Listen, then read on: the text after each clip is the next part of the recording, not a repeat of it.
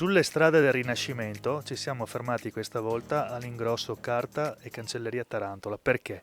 Perché dovendo allestire a breve la scena dello studiolo di Giovanni Antonio da Pordenone, abbiamo pensato bene di venire qui perché qui c'è un ricchissimo settore dedicato alle belle arti, ma non solo. E a spiegarci tutto quello che possiamo trovare qui a Ingrosso Carta e Cancelleria Tarantola c'è il titolare Federico Tarantola. Intanto grazie e buongiorno a tutti. Allora, spiego da dove nasce l'Ingrosso Tarantola. L'Ingrosso Tarantola nasce nel 1992 e nel 2006 decisi di aprire le porte al pubblico, visto l'impoverimento che ci fu per la svalutazione e per il cambio che abbiamo avuto con l'euro. La spesa media si ridusse molto delle famiglie, quindi noi aprimmo questo ingrosso al pubblico facendo lo sconto del 50%, proprio come grossisti, veri grossisti. Quindi mantenendo lo sconto del 50% voi siete partiti da Belluno con un ingrosso riservato appunto alle cartolerie e agli addetti ai lavori del settore, insomma. Sì. Da lì l'idea, appunto, come ho spiegato, l'impoverimento generale, la riduzione della spesa media familiare pro capite, da lì decisi di aprire alle famiglie per far risparmiare e quindi avere un assortimento poi oltretutto gigantesco, perché in quanto grossisti noi partiamo dal reparto scuola che prevede zaini, questo, dagli astucci ai colori, ai pennarelli, a tutte quelle cose che si utilizzano nell'ambito scolastico. Da lì questa idea si sviluppò sempre più, andando a colpire anche delle nicchie di mercato importantissime, come quella dell'arte. Ovviamente un mondo che a noi fino a quel momento era sconosciuto. Per quale motivo? Eravamo puri grossisti di cancelleria. Questa nicchia di mercato veniva trattata da negozi specializzati, che noi non eravamo, ovviamente. Con l'aiuto dei vari artisti, dei vari pittori, che mi consigliarono, mi aggiornarono, mi informarono, mi istruirono perfino, perché è un campo difficilissimo. Restando nel settore delle belle arti, quali sono i primi articoli che avete introdotto? Immagino i carboncini. I primi articoli che abbiamo introdotto sono stati proprio questi, sono state le matite, i carboncini.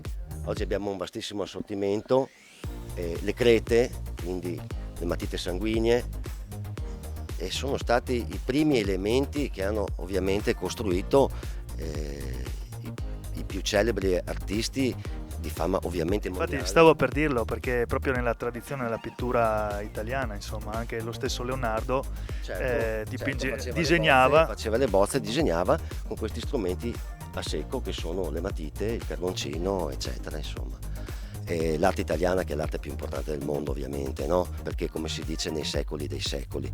E qua oggi parliamo di un pittore friulano che è un pittore a livello uno dei migliori italiani, anche il primo friulano, il Licigno nominato dal Vasari, no? Noto aretino. Quindi sono contento di partecipare a queste iniziative che fanno parte del territorio friulano, tra le altre cose, e che poi riguardano anche un po' del nostro operato all'interno di questa azienda, perché noi comunque continuiamo a ricevere visite di pittori e di artisti che comunque ci spiegano anche loro le varie tecniche.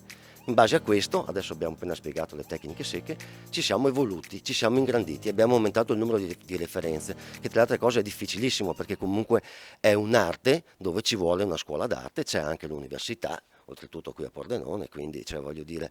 Sì, il terreno qua attorno è particolarmente fecondo, fertile per quanto riguarda l'arte. Di conseguenza avere una realtà come la vostra penso che sia assolutamente utile per il territorio stesso. Certo, noi ci siamo ingranditi moltissimo e devo dire che anche qui a Pordenone abbiamo trovato, sempre per nostra fortuna e per mia conoscenza personale, degli artisti che sono venuti all'interno del magazzino spiegandoci veramente le varie tecniche, e noi, in base a quello che loro ci hanno spiegato, anche per le marche, i supporti, quelle cose lì, abbiamo acquistato. Quindi abbiamo un numero di referenze che offriamo a tutti gli artisti che è immenso in questo momento.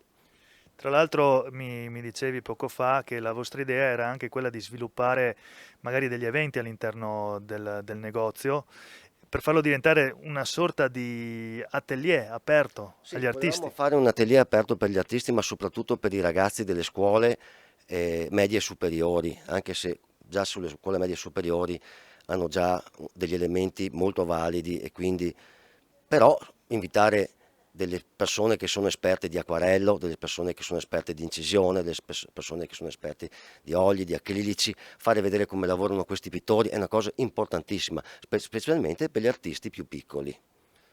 Sì, quindi uno spazio dove magari anche i principianti possono venire e apprendere da artisti già affermati o comunque insegnanti o pittori già evoluti le tecniche. Certo, l'idea nostra era proprio di tenere questi corsi all'interno del magazzino, adesso questi spazi sono occupati principalmente dal Natale, però noi abbiamo sviluppato e puntiamo moltissimo su questo reparto.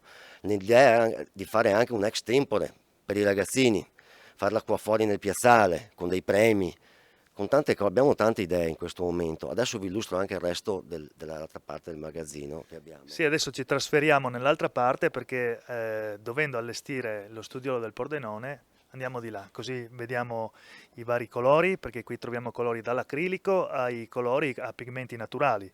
Di quello volevo parlare, proprio di quello che noi ci teniamo moltissimo e che abbiamo sviluppato, è stato l'ultimo nostro diciamo, obiettivo, sviluppare i pigmenti naturali, le terre, gli ossidi, cioè tutti quel tipo di elementi che venivano usati una volta per la pittura. Elementi naturali chiaramente, che venivano estratti dai materiali ferrosi, dalle stesse piante, dalle stesse terre. Del mondo artistico della pittura mondiale, credo, insomma, comunque italiana, io parlo sempre dell'arte italiana che per me è la migliore che esiste al mondo. Non c'è dubbio.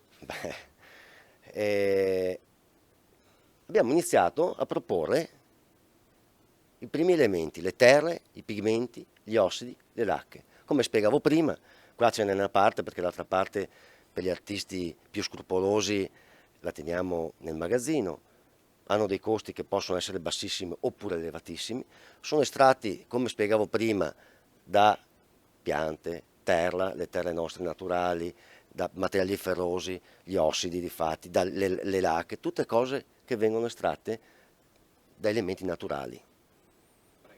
Ovviamente questi pigmenti devono essere amalgamati con delle sostanze per poi arrivare al risultato finale, il colore fine a se stesso.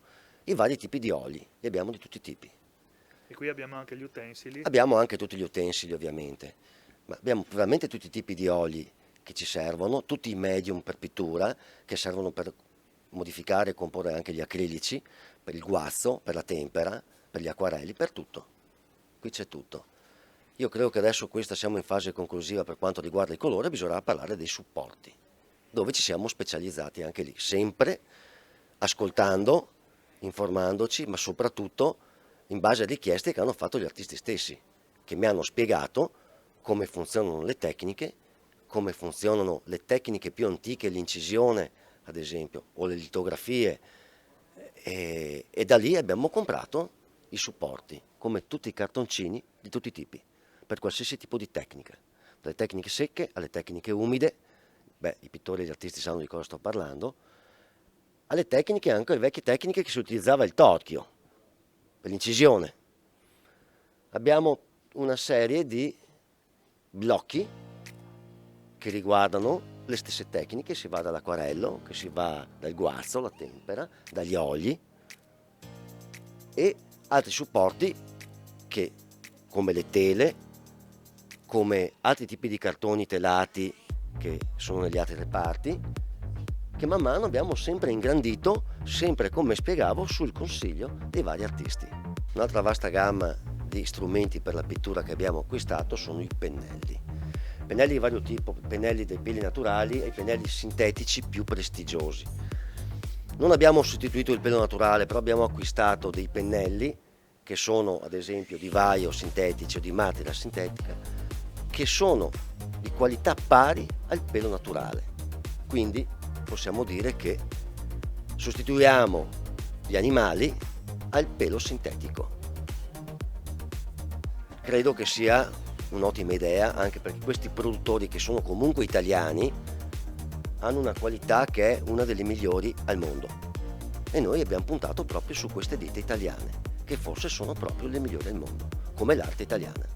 In conclusione, artisti e pittori di tutto il mondo, giovani e vecchi, professionisti e principianti, il nostro consiglio è: venite all'ingrosso Carta e Cancelleria Tarantola, perché Federico e il suo staff vi consiglieranno per il meglio e metteranno a disposizione tutta la loro passione, le loro competenze, la loro professionalità e il loro know-how.